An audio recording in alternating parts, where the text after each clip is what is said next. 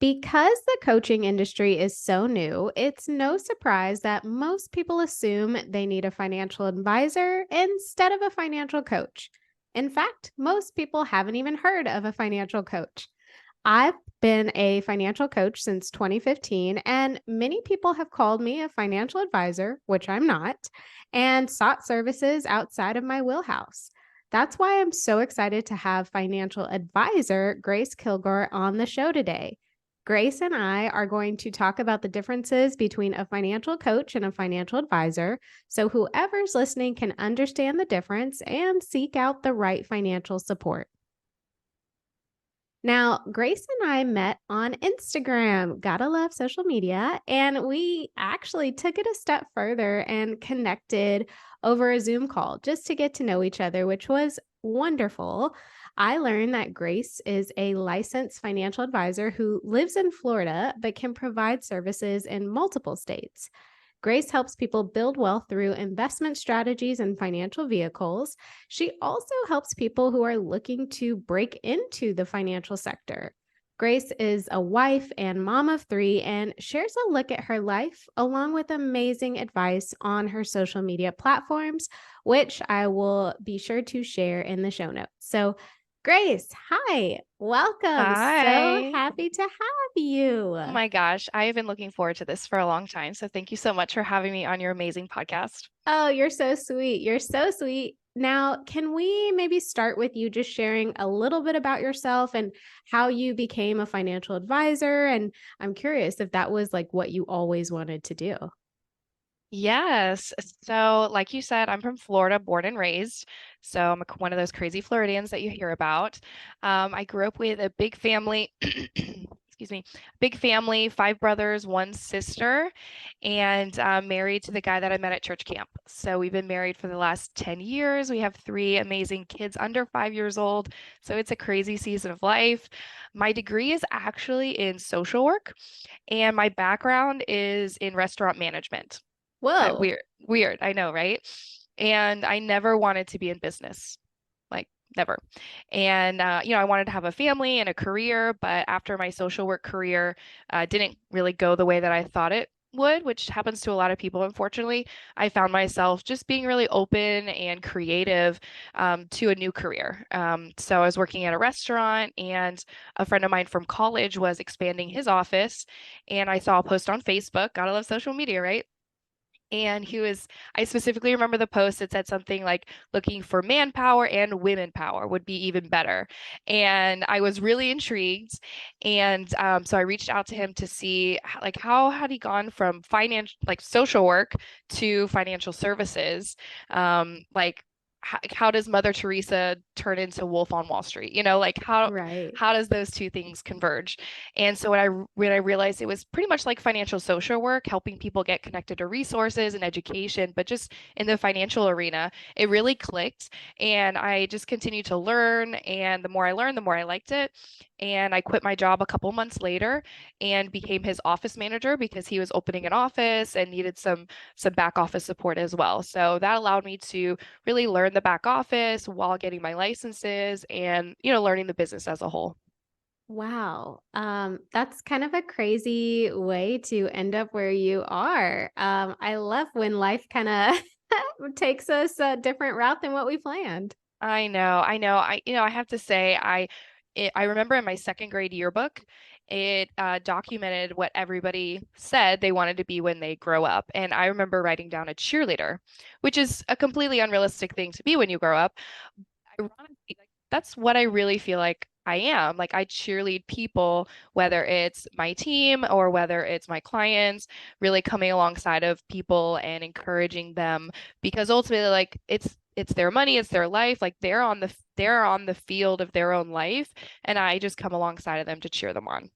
I love that. It's almost like little Grace knew even though she didn't know. I know, I feel really blessed and lucky. Now, what was the process like for you to become a financial advisor? Are there like certifications and licenses and tests and things like that? How did that process go? Yeah, absolutely. So I may get a little nuanced here, but or in the weeds, but you have to understand I knew nothing about I mean, I knew very little about finances, but zero about the financial industry. And most people think you need to have a bachelor's degree in finances or accounting, and you really don't. What you do need is licenses and a company to sponsor or vouch for you. There are some licenses that you can get on your own, but to go out and get the licenses without a company helping you with the process can sometimes be a waste of time and money and can be really frustrating because there's so much red tape that you have to go through.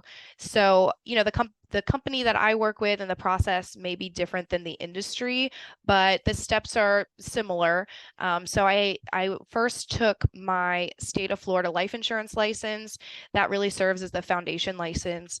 And then I went and got my Series 6 investment license. This is a federal license. And then these two licenses kind of pack a punch when it comes to building a good client base and income because you have the defense for the life insurance and you have the offense for the investments. And then from there, I just built my portfolio of licenses. I mean, you want me to go into that as well? Yeah, yeah, I would Yeah, love to okay. hear. So I continued and got my Series 63. That's an investment license that allows me to do business in all 50 states. My Series 26, which allows me to open my own office. So it legally allows me to supervise other people who have their Series 6. And then my Series 65, which is the actual license that gives you the designation of a financial advisor. And that comes with a whole new way to service and advise clients, as well as what's called a fiduciary responsibility. It's the legally I have to do what's right for the client and not what's best for my bottom line or my pocketbook. So this was all over the course of many years, adding more and more licenses. I was also expanding my own team to help them get licensed because I love helping clients, but I also understand that I'm a mom and I'm busy. So if I can duplicate myself and build up an advisory team, I can better serve my own family as well as better serve my client base as well. Oh, I mean, for someone who didn't want to get into business, you're a savvy businesswoman. I really just was a student. When I started the business, I thought, well, everybody had been encouraging me to get my master's degree in social work, but I always thought I'd rather have a bachelor's degree with experience than a master's degree with no experience. And so I really value the process of learning and implementing. So not just sitting on the sidelines and learning, but actually implementing at the same exact time as learning. And so as I continued to do that, it was like, man, there's so much to learn and everything builds upon each other and things sometimes are changing. So it's not just the same static boring thing every day. Every person is different and it presents new challenges. And I know with social work, it took me a really long time to feel like I was making a difference in somebody's life, kind of like a teacher. You work really hard and you wonder if you're doing the right thing for clients or for your students. And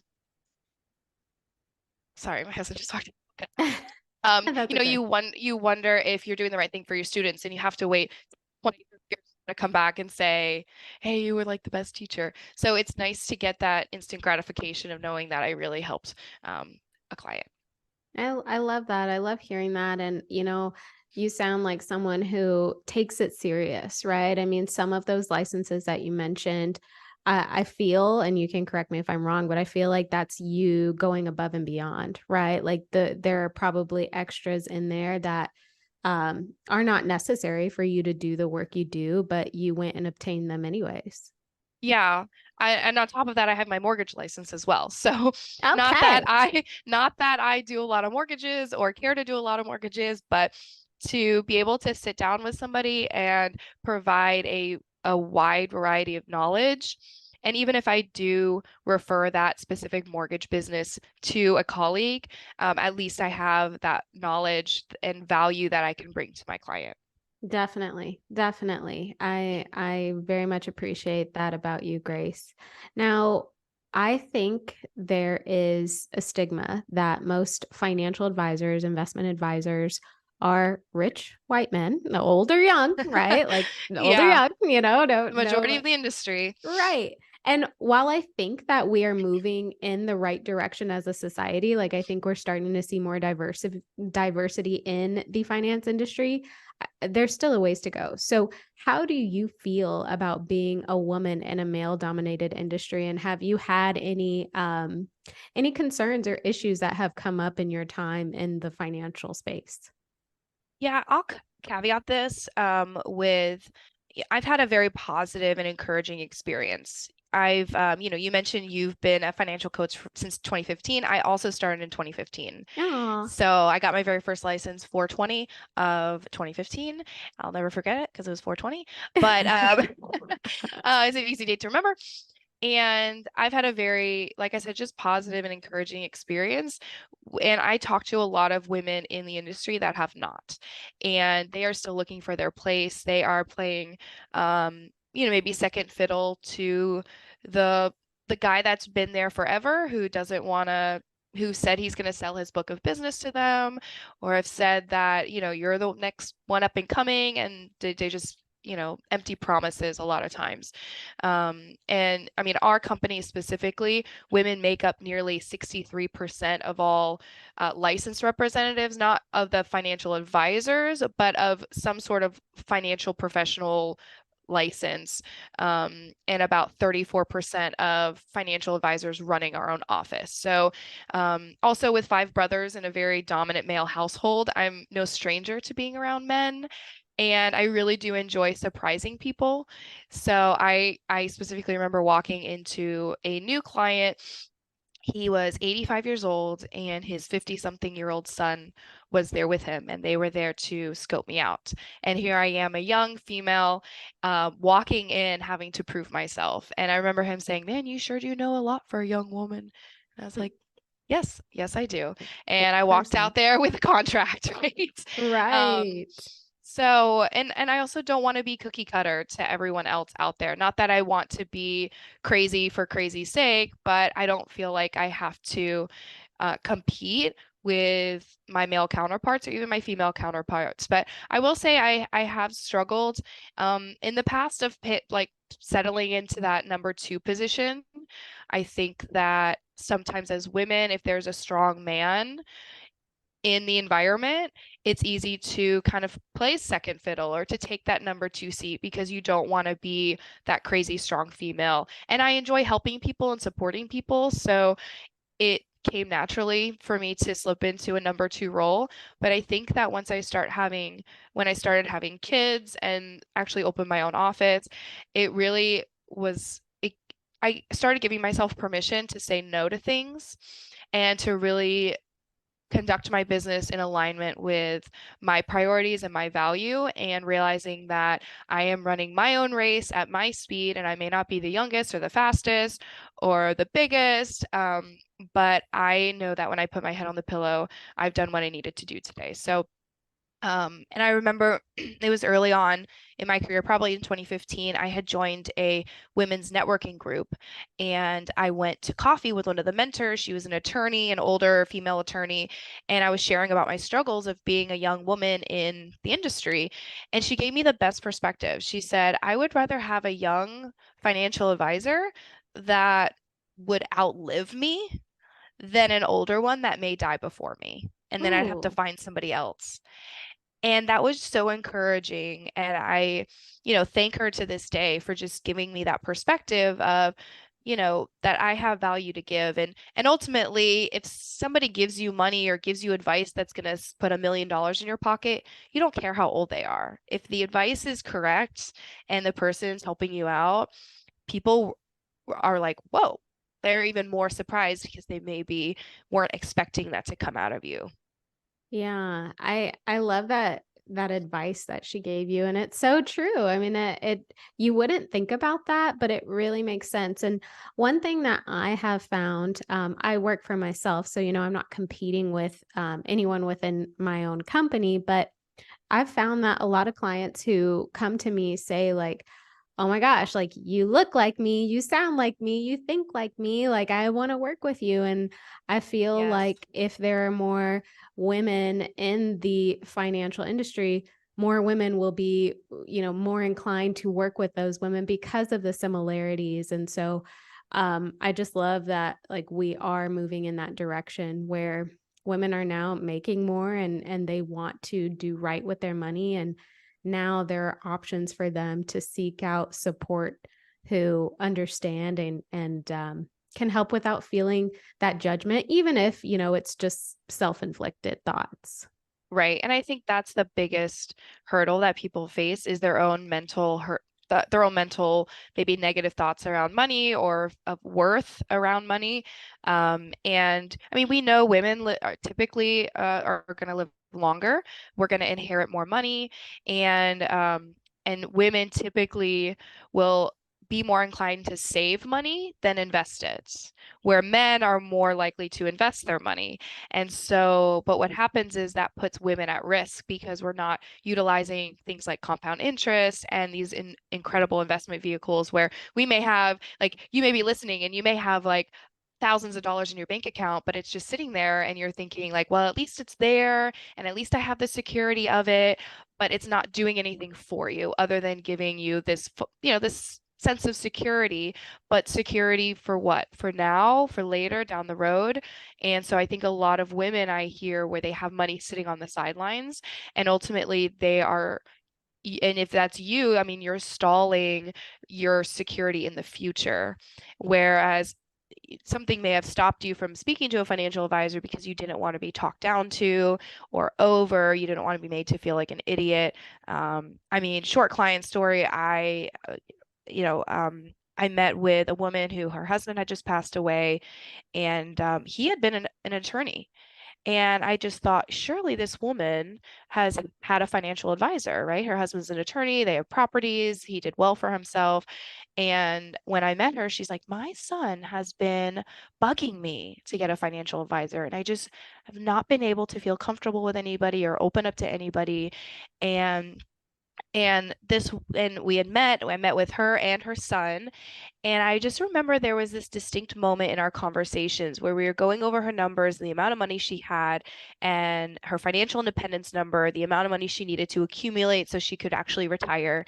And when we discovered that she was already to that point where she could stop working today and be totally set the way she needed to financially, she she stopped talking. She put her head down. And I remember seeing her son, and her son was like, all right, so let's talk about the other things. And I was like, hold on, hold on, hold on. I said, what's going on? Tell me about what are you thinking right now? And I just gave her the space to process and to share, where I think a male counterpart would just roll through the checklist. Mm-hmm. And where I gave her that space to really appreciate what her husband and honor her husband in the way that he had set her up, where a lot of her friends, people her age who had not had that opportunity. I mean, that just goes to show the importance of women being in this industry, right? And Absolutely. there's so much more to money than just, knowing what to do with it or just trying to make more of it, right? There's a lot of emotion and past experiences and memories that are tied into it. And women can empathize with those things, I think, better than men can. Um, Absolutely. Now, you made a really good point about, you know, people, women having money just kind of sitting in their checking account, and it's this sense of security, but it's only making themselves feel better, right? I mean, it's only a sense of security because they know it's there. And I've had plenty of clients in that situation where I had to work with them to shift that mental narrative to, yes, this money is sitting here and it makes you feel good because it's sitting here, but it's not doing you any favors. So slowly but surely, let's start getting it into like a high earning interest account, or Right. like transition it to like an investment account. Like, let's start making it work for you. I'm really glad you called that out because I have no doubt there are people listening to this who are like, okay, she's talking to me.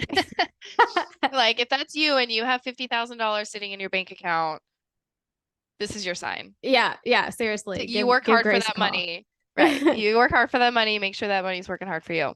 Exactly. Now, speaking of that, there are people listening who are probably in that situation, and there are people listening who maybe have $50,000 worth of debt. So, Right. one thing that you and I had previously talked about was this knowledge gap, within just across the board between a financial advisor and a financial coach. And I would love like if we could break down some of the biggest distinctions between the two. So like maybe you can start by sharing like in your opinion what the differences are between a financial coach and a financial advisor. Yeah, I was actually thinking I would love for you to go more into depth for that. I mean, because from my perspective, more of a financial coach is going to be focusing on, and we'll talk about this later, but the budgeting, getting out of debt, a lot of that money mentality, that could be the biggest block and hurdle. Organization, really the day to day. And I think the biggest distinction is going to be those state and federal licenses. These are highly regulated industries, and due to the lack of financial literacy as a whole, it's really easy for consumers to be taken advantage of by the wrong person. So, plus we're dealing with legitimate financial products, life insurance, retirement accounts, legal documents.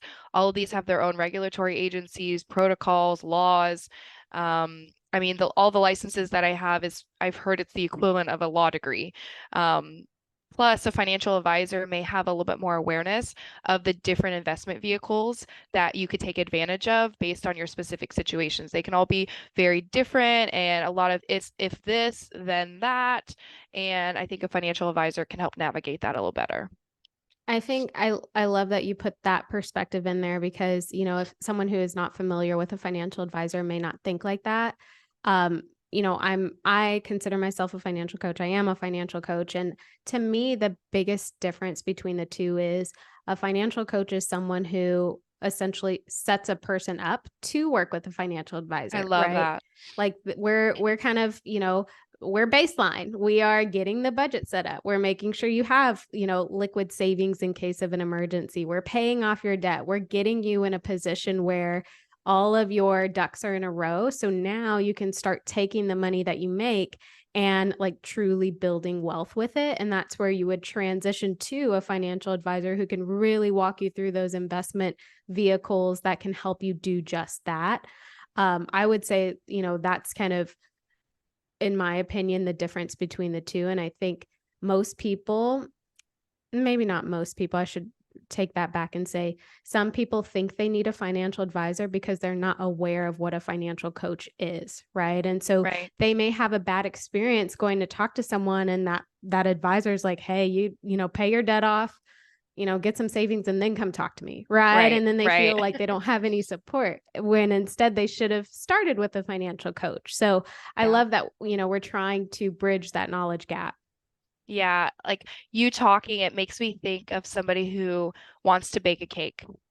And a lot of times people will come to me and I'm like, wait, you don't have the right ingredients Mm, to bake this cake, where you are like the professional shopper, where like, hey, I'm gonna hold your hand, I'm gonna go to the grocery store with you. Let's make sure we're picking out the right eggs, and like they make sure we're picking out the right quality flour, and let's make sure we get all of our ingredients right. And then let me pass you on to a financial advisor, and now you're ready. Now you have the right ingredients, the right amount of ingredients, and then somebody like Grace or a financial advisor is going to say, hey, now that you have the right ingredients, let me show you how to bake a cake based on your goals and your values. yes, I think that's a great way to describe it. So hopefully those who are listening now have a better idea. But since you are the financial advisor, I would love to kind of hear from you like what qualifiers would you look for when assessing if someone would be a good fit for you as a client, right? So someone's coming to you and they don't know the difference between a coach or an advisor, but like what would you look for? What would you assess to qualify someone to work with you or be ready to work with you? Yeah, and I don't know if you want like specific numbers because that's not really how I run my business. Yeah, I mean obviously there are things like debt to income ratio and what is your budget and what is that excess amount of money that you can budget for it. But in my opinion, a big role of a financial advisor is to help you avoid financial mistakes.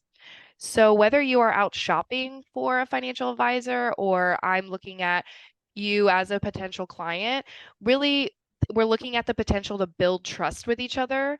So I can help you not only benefit from all the positives of working together and of investing and building a financial plan, but also to avoid mistakes. So I really look at the potential to be someone's financial advisor and ask myself, hey, am I the right person that can keep them on the right path and help them avoid those potential mistakes in the future? Hey, is this person open and willing to learn, to partner together, and but ultimately take ownership of their own journey? I think that yes, the numbers, we could dive into that, but I think it's really, hey, is there a connection of like a team mentality? Like, I am not a superhero that's going to come in and save the day. Like, you're the superhero and I'm your sidekick. And so, like, hey, is that superhero sidekick relationship a good one? And that's really what, because if I'm sitting down with you and you're hesitant and you're abrasive and you're standoffish, it's going to be very hard for me to help you avoid mistakes. And so I think it's more of a, hey, is there a potential to build trust in a true relationship here is where I mainly focus. Okay. I mean, I think that makes perfect sense. When you're working with someone from a financial perspective, I mean, there has to be trust on both sides. But what I was really trying to get a gauge on is if someone came to you and let's say, they had debt or they didn't have disposable income or they don't have any type of retirement plans or, brokerage accounts, like, you know, would that person be a fit? And I understand every situation is going to be different, but are Yeah. there certain distinctions that you could make when, someone is reaching out to you for services? Yeah, I would say well, even in just talking about like when would somebody need a financial coach or a financial advisor, can I give you like two or three examples of like Yeah, differentiation? So, like a tale of three clients. How about that? Right. sounds So, good. let's say this client, her name is Maddie. Okay. And these are real life clients of mine, but I changed their names. Okay. So real life examples, right? So Maddie, she reached out to me. She was going through a divorce. She was overspending on her budget. She had recently moved to an area of the country that was very expensive. Her focus was really getting through the divorce and kind of just whole. Like, I'm going through this divorce. I got it's a very survival mentality. She really needed help navigating day-to-day decisions, even like legal decisions, with attorneys. And so she needed help with the day-to-day, right now financial decisions of what do I do with my budget to make things stretch and work. And she really needed that more personal accountability. So when I sat down with her, I was like, hey, what kind of relationship would you expect of me? And she was like, oh, I want like a hardcore accountability. And that's not somebody that is ready for me to work with them, right? She was at least a year away from needing my help. I'm not in the business of hardcore day-to-day, accountability. That's really where your specialty is, where somebody who says, hey, I'm trying to figure this out. I'm trying to get past my mental hurdles. I need somebody with some sort of baseline, um, with some ingredients. Does that help? Yeah. Yeah, that helps a lot. So essentially someone who really like doesn't have control of their budget, is not really in control of their spending, hasn't gotten to a place where they're stable and steady in those areas. That's more so when a coach could come in and get them where they need to be. Absolutely, because there's no point in us investing time and opening an investment account if next month or 2 months from now you're calling me liquidating it. That Yeah. is, when we open investment accounts, we say, hey, investing is important, but if money is going into this that you need to pay day-to-day expenses, this is not the right time to be investing. You need a coach. Yeah, that's a great example. Yeah. So, client number two, right? I'm going to call her name Emily. This is somebody who is, single, young. Emily's a realtor and a nanny, and she has consistent income, but it fluctuates. And she wanted to make sure she's doing the right thing with her money. She was saving up to buy a house. She values traveling. She was almost done paying off her student loans and her car. She was very diligent to doing that. very independent, and she was just really wanting guidance on how to maximize her income and making sure she was doing the right thing when it comes to investing. So really getting the proper understanding of her situation, goals and values, what she could budget for. I mean, she's one of my favorite clients because she takes ownership of her journey. I mean, it's not that she's got $1 million, but her mindset is forward thinking, and she's open to an advisor to help guide big picture planning with step-by-step solutions and automation, right? Okay, so someone like Emily Yes. would be a good fit for a financial advisor then. Right. Yes, Okay. she has a baseline. She has a good money mentality. She has money and she just doesn't want to make the wrong decisions with it. And she's moving forward. I think where, Maddie was very stuck in where she is and kind of had her blinders on. Emily is very forward thinking, like, hey, I'm doing this, I'm saving this. I'm already driving the car. I want to make sure that I'm going the right speed and I'm not going to hit any bumps or fly off a cliff. Yeah. Okay, that's another great example. Okay. Yes. And then the third client, I mean, this is somebody, and this is my favorite type of client. We're going to say her name is Lisa. She's married with 3 kids. She homeschools and she controls the finances. She's like the money mom of her family, right? And her husband owns a business. So they have life insurance from a couple of years ago, but haven't really looked at it since they had their kids. They had two old 401ks from past jobs that they get statements from, but we're just shoving it in the bottom drawer. They talk about wanting to save money for their kids and investing, but don't really know how to because he doesn't have access to a 401k because he runs a small business. So this person, I think, is ready for a financial advisor because they already have those ingredients.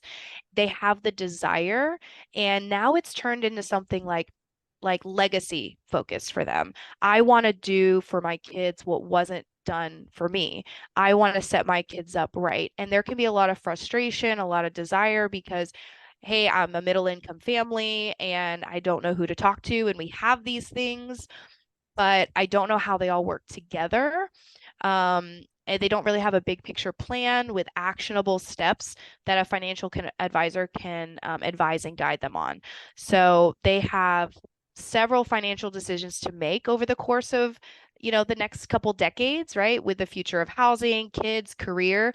So a financial advisor can really be a valued member of their financial team that could help them not only make gains, but avoid those major and minor financial mishaps. I think that was another great example. And I feel like the biggest kind of takeaway from that example is like the legacy building, right? Like we have wealth building, which was Emily. She wanted to build wealth for herself, make Right. sure she was like on the right track. And here we have Lisa, who is like, okay, like I'm a little bit older, like I'm established. Let me build a legacy for my kids. And so at that point, Lisa's ready for an advisor. Absolutely. Okay. Now, one thing I just want your opinion on, debt. How do you feel if let's say Emily, had all those qualities, but she had a lot of unsecured debt. So like credit card debt, personal loans. Where does that play a role in how you either work with clients or advise your clients?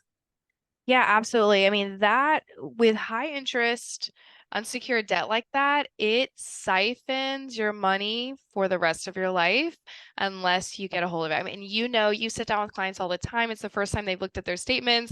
And I'm sorry, this is a 27% APR interest rate. Like, no matter how much you invest, no matter the greatest financial advisor in the world, nobody's going to get you a 27% rate of return every year.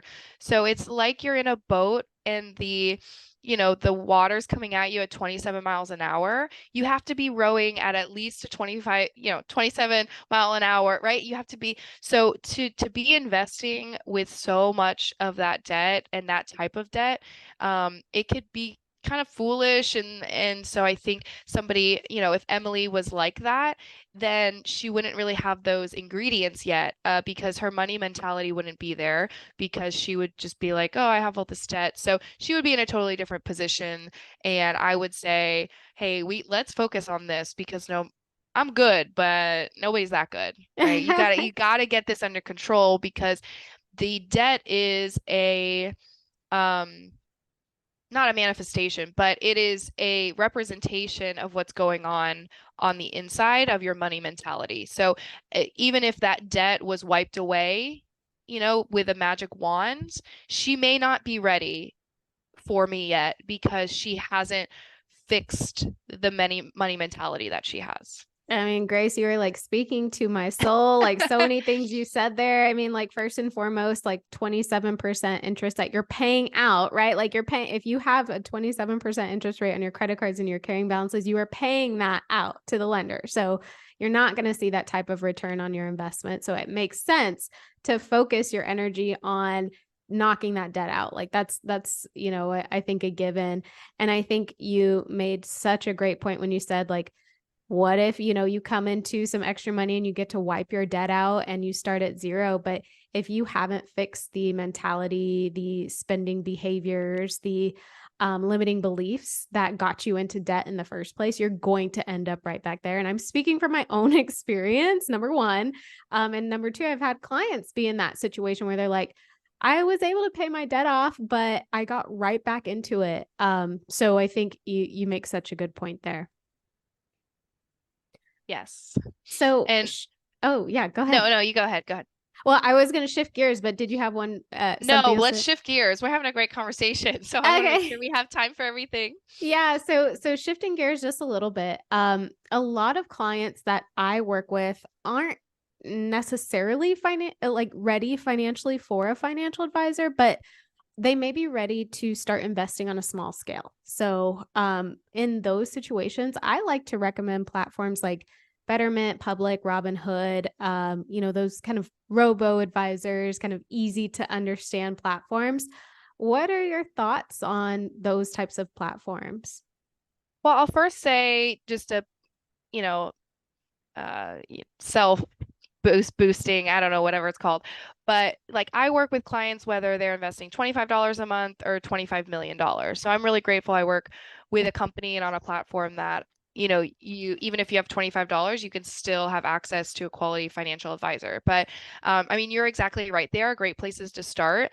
And I will say that most people think that wealth is determined by investment performance. Like people think, well, if I can get mutual fund A over here and do it on my own and not pay a fee versus I can or do mutual fund A with you and pay a fee, like why does it matter? Like why would I pay why would I pay a sales charge or why would I pay an advisory fee? Right. And but the reality is wealth isn't determined by investment performance. Wealth is most often determined by investor behavior. Right? Mm. Investor behavior is the single greatest differentiation of return, right? The critical issue is what you do or avoid doing, right? And so, hey, do you figure out how much it will take for you to make your financial dreams a reality, right? Do you make a lifetime investment plan with reasonable assurance the achievement of your goals will happen? Like, do you fund that plan with the right kind of investments as opposed to like like the illusion of the best mutual funds? Like, do you discipline yourself not to switch funds in whatever's hot at the moment? And like, do you never lose faith in the plan, regardless of the bear market, the bull market, the sky is falling, right? Because I think no matter what time in history you go, you look at the front of Times Magazine and it's doom and gloom, right? This is the financial crisis that's gonna ruin us, right? But we've always bounced back. And I think a lot of times, just like what you said, that money mentality is very emotional. And if you're doing it on your own, it can be very hard to control those emotions. And I'll tell you another client story of Andrew. Okay, actual client, different name, right? So Andrew became my client after he was really frustrated about the low returns he was getting from his self-directed IRA that he set up kind of on an online platform. Which if you have gone on and by yourself set up one of these accounts, like you're already steps ahead. I mean, the fact that you've taken the time and done the research, like give yourself a pat on the back because not a lot of people are going to do that. Most people are too scared to do anything. So if you have done this, like more power to you. Like congratulations, like you're doing great. Um, But unfortunately, a lot of times, people can take a misstep. So he posted about on Facebook, like, I'm so frustrated, like everybody's getting these returns and I'm not. And so we met up, he pulled up his account, and I saw one very common mistake that people who self-direct their investments make. He opened up a retirement account. He put cash in it and he never moved that cash into a mutual fund to be invested, right? And that may be jargon to a lot of you, but it's like he walked into a house, and instead of going into the room that like all the investments are happening, he just sat in the hallway, right? He never put his money in the room that the investments were. So they were just sitting in the hallway in cash, not being invested. So imagine if he would have set that up and contributed for the next 10, 20 years, only to realize his misstep down the road, Ooh. right? And unfortunately, I see it way too often. And a lot of financial coaches that I've seen online, they are always telling people, hey, when you go on these platforms, make sure you move your cash to a loaded position, to an investment position, because that one misstep can cause you thousands, hundreds of thousands of dollars potentially. And when it comes to investing time, and I mean, interest in general, time is either going to work for you or it's going to work against you, right? I think Albert Einstein said compound interest is like the eighth wonder of the world. Yeah. Those who understand it have it work for them, and those who don't understand it get taken advantage of by it pretty much. Yeah, I mean, I'm so glad you explained that. And I think, a big takeaway that I took from what you just shared is, if you want to just familiarize yourself with investing and like, get your feet wet, like there are options available to you. But if you're really trying to leverage investing to set you up for like long-term success and reach those like true long-term goals that you may have, that's when that's when you want to take it up a notch and work with an advisor, right? To make sure you're not making those kinds of costly mistakes. Whereas in the beginning, or, if you want to look at it as like, 25 bucks a month, I know you can work with an advisor with Right, that. But like, if you are not thinking long term, you're just thinking, well, let me just try this right now. That's an option. But when you're ready to think bigger, that's when you right. need to work with somebody to help you. Yeah, because even taxation, I mean, you could open up an IRA online and not understand like how it's going to be taxed in the future. And just that simple knowledge of, do I do a traditional IRA or do I do a Roth IRA, can make a massive difference now and in the future. I totally agree. And again, like, if somebody is listening to this and they're ready to kind of take it up a notch, consider a financial advisor, right? Like, Absolutely. no one says you can't do it on your own, but like you can probably save yourself a lot of time and money by not going that route. Absolutely. So, we kind of touched on this a little bit, but there are more financial vehicles than just investments, right? Managing investment portfolios. Um, can you share some other, investment vehicles or financial vehicles that can help people build the wealth that maybe they're looking to ultimately? Yeah, absolutely. I would say definitely maximize. I'll say there's lots of different ones, right? And they can be confusing and they're for different purposes. But you have money markets, which are kind of like high yield savings accounts. You have mutual funds, which is a collection of a bunch of different stocks. The average mutual fund has 150 different companies in it. You have college savings plans specifically designed for helping kids, put money aside for college, which even with that has recently been expanded, which is another reason to work with a financial advisor, is because these laws are always changing. And so where a lot of people want to invest for their kids, but they just think, well, what if my kid gets all these scholarships or doesn't want to go to college, right? A rule just came out last December saying that there are some of the funds that, if go unused in a 529 college savings plan, can actually be rolled into the child, when they become an adult, a Roth IRA for that child. Wow. So a lot of times the biggest holdup that people have had is now gone. And it would be nice to meet with a financial advisor every 6 months or a year to be like, hey, I know you didn't want to do this before, but now with this change, you may want to. And, there's annuities, which are typically for people who are a little older, they're nearing retirement. You have managed accounts or managed investments, which have a higher minimum, usually about 25,000 minimum for those. You have 401ks through your job.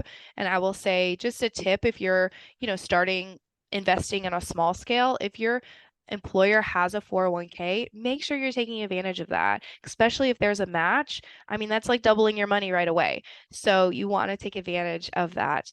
Um, and many of the, I mean, and then even small businesses, there are investment vehicles for small businesses, whether it's a SEP IRA, a simple IRA, a solo 401k. And all of these have different contribution limits and different rules to them. And so speaking with a financial advisor to help you navigate what you qualify for is really beneficial. So, and then I talk to my clients about building a strong financial house, having a good offense, which is investments, but you don't want to, take the goalie out. You need a good defense, and that defense is going to be life insurance because, if you're even if you're investing $1,000 a month, but you pass away next month, that your family gets $1,000, where you could have taken $50 and got a $500,000 life insurance policy, and that 500,000 would have paid out to your family. So you got to have a good offense, a good defense, life insurance, get out of debt, get a will in place, living will, power of attorney. I know in Florida it's a probate state, which means things are going through probate. If I pass away without a will, the state of Florida gets to decide who raises my kids. Like, no thanks, right? No. So yeah, there's lots of options that could be overwhelming, and so having somebody to navigate that is crucial.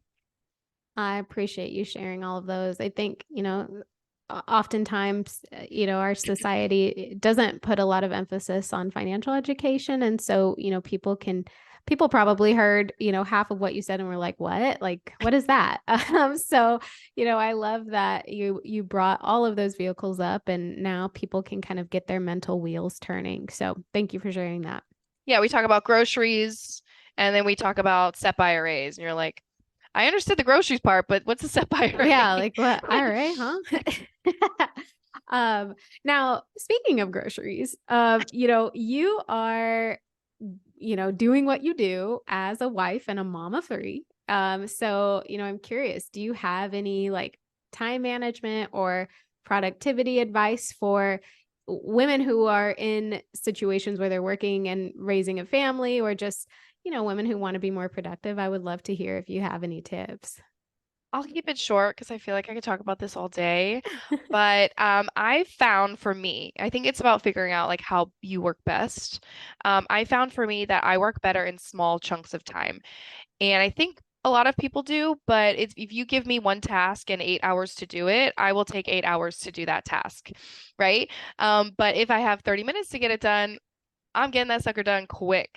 So I give myself a lot of deadlines and windows to complete certain tasks, to conduct interviews with potential new agents, to meet with clients. So I also say I have a great partner at home. My husband is so supportive. But we've also had to have conversations about hiring out help in different areas that neither of us can really fill. I'm a female-led financial advisor, and where a lot of, financial advisors that I know or people running financial businesses, it's the man, and then a lot of times the woman will help, but she'll do the back office, she'll do the relationship, she'll do the parties, she'll do the, client events, right? And so instead of being frustrated or mad about that, it's just, hey, that's something that we have to hire out. So I have a full-time office manager that helps me with that back office things. And so we have somebody that helps us clean our house. So I think it's really figuring out how you work and running that play and staying in your lane. I love that. And like, don't be afraid to like hire out help. Like one thing I personally don't do is clean my house. Like my boyfriend and I, like we have cleaners and it's like the best money ever spent. So Absolutely. yeah, do what works. Now I know that you help people become advisors, right? Or Right. like who want to maybe get into the financial sector. So can you talk a little bit about that and how you help? And if someone is listening and wants to get into that space, what's next for them? Yeah, absolutely. I think since COVID, the entire country's really opened up to us. I mean, when I started in 2015, I would drive an hour or two and not think twice about it because, I'm just going to go meet with a person in person. So platforms like Zoom have really helped us normalize remote advising, as well as remote mentorship. And so even just bringing on agents, I have agents in California, Wisconsin, Georgia, New York, Maine, Texas. And so to be able to get licensed, go through training, and really build an advisory practice 100% on Zoom from home is like the perfect scenario for a lot of women. And I would just say, become a student and take action in, you know, well, I would say this when it comes to going through the licensing process. I think, yeah, it's about being a student and figuring out, hey, is this something that piques my interest? And then finding a mentor that can guide you through that process. I mean, I went through the whole process a while ago about all the licensing, and so navigating that on your own can be really difficult. Yeah. Okay. So finding a mentor, and that mentor doesn't have to be in person, it sounds like, right? I mean, like, with Zoom and everything, if I live in Texas and someone in California really speaks to me, that could be a potential match, right? Yeah, absolutely. I am open to speaking to anyone who legally qualifies to work with me, to see if this is a potential fit. I mean, most women start with me part-time, so they either have their full-time jobs, they're stay-at-home moms. I mean, I work with doctors, physical therapists, bartenders. I mean, I really help um, people, and women especially, break into this the financial industry, and do it in a way that's in alignment with them. Not everybody connects with the financial advisory aspect of the business. It may not be the best fit. There's a lot of licensing and technical things involved with it, but maybe on a more entry level with just, you know, helping people with the basics, maybe on the defensive side, helping them, get life insurance in place, things like that. But the good thing is you don't have to have there's not a huge risk involved, because the worst thing that's going to happen is you're going to get a great financial education for yourself, so nobody can take advantage of you when it comes to your finances. Yeah, I mean, that sounds like win-win. Absolutely. Now we are getting close to the end of our conversation. Is there any tips or advice or guidance you would share with someone who is listening to this and maybe they're not quite ready to work with an advisor, but they want to get there? Like, any tips for them? Yeah, I think, like I said earlier, I think be a student and taking action in one area. Don't feel like you have to be overwhelmed. I think getting your numbers in front of you, reaching out to Rhea and getting that coaching and that guidance, and just starting the conversation. I think you don't have to feel like you have to marry us on the first date, right? We don't know if you're the best fit for us, and and vice versa. So, I think just starting the habit now of bringing in help will only serve you throughout your life in every area, right? It's okay to be vulnerable in front of the right person, right? People say sometimes they feel naked in front of me when they talk to me. And when you go to a doctor, you show them what's going on, right? You take the bandage off, right? Because it's their job to assess what is going on with the truth of what's going on. So I would also say watch what you scroll online on social media, right? If your social media is fast fashion, celebrity gossip, I mean, that's just going in the wrong direction, right? Follow credible financial pages like Rhea, myself. And if you're looking for others, figure out who we're following, right? Like if you like somebody, if you like what Rhea talks about, then see who is she following, because that's influencing her. And then go ahead and follow those too. You can even follow hashtags like hashtag debt free journey. And if your feed is filled with that positive financial education, you're going to be more encouraged to make finances a priority. And if you find someone you do want to work with, reach out to them and let them know. And if you have that line open, it may provide some, some just accountability and structure on what to work for. Like, hey, I want to work with you. Am I in the right place to work with you? Am I to the point where I need to work with you? Just get the conversation going, and watch what you scroll. Yeah, that is such great advice. I think, what you consume is very powerful. And so if you're someone who is listening to this and you're afraid to look at your bank accounts and you just like, oh, you're overwhelmed with all the things, but the stuff that you're looking at online is, celebrities jet setting, you're not going to be in a position to face the music. And that's what you Right. need to do to really get yourself in a position of success. So fantastic Yeah. advice. Yeah, there is a free app. It's called Unroll Me. I don't know if you ever heard of this, where Mm-mm. you can bulk unsubscribe from emails.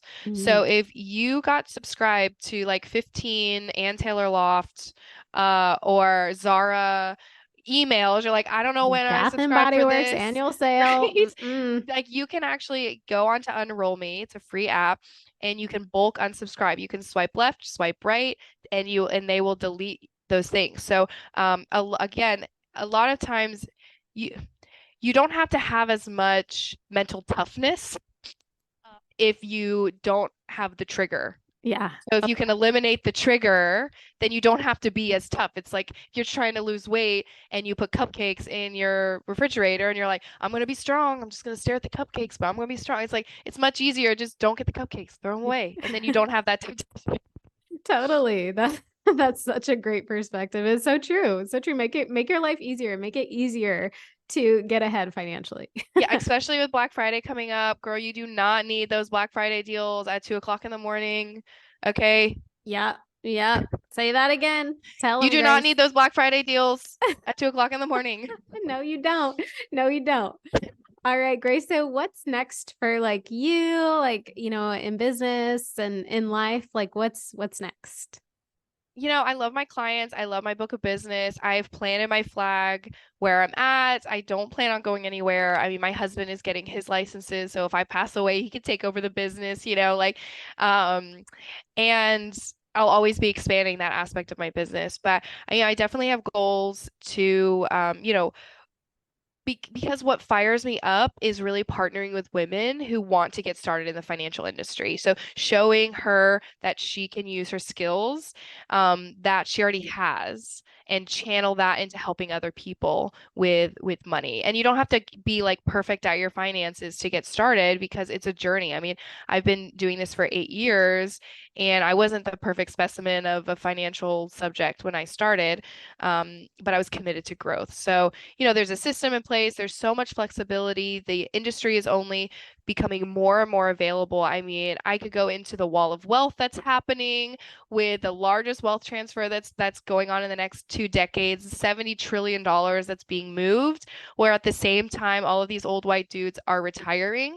And See so ya. you have all of this money moving and you have an industry that is wide available. I mean, middle income families are, so you have like the baby boomers on one end, you have the millennials and the Gen Zers on the other end, flooding the market, having kids, making more money. So there's just, I mean, business 101 is find a need and fill a need.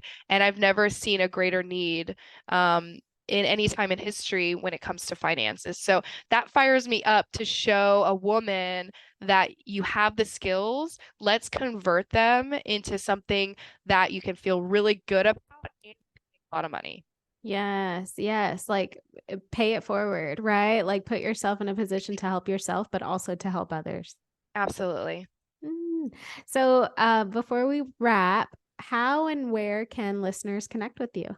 Yeah, so Instagram is my jam. I'll be honest, I'm 33 years old, so I did not get into TikTok or Twitter or X or whatever it's called, but Instagram's my jam. So, if you found this conversation valuable, drop me a DM. I'd love to meet you. And if you head over to my Instagram and grab a free copy of the book How Money Works. And I think it's like 48 pages. It's a great ebook packed with topics that we've talked about today and more like debt, savings, credit, tax savings, the right kind of life insurance, the 3 Ds of investing, the rule of 72. And if you're like, what is that? You just head over there and grab a free copy. I also have a copy of How Money Works for Kids. It's actually a parent guide on how to teach your kids these basic financial concepts. Because, like I said, and what we were talking about with legacy is, man, how do I teach my kids these basic financial concepts if I don't even really know? So there's both of those available on my Instagram. And then plus I have Money Mom community on Facebook to connect with other women who are taking ownership of their financial journey. I love it. I will be sure to link to those in the show notes. So, anyone listening can just look at the show notes and head on over. Grace, thank you so much for this conversation. It was such a pleasure. And I can't wait to see what the future holds for you and me and women in finance. Absolutely. This is so much fun. Let's do it again.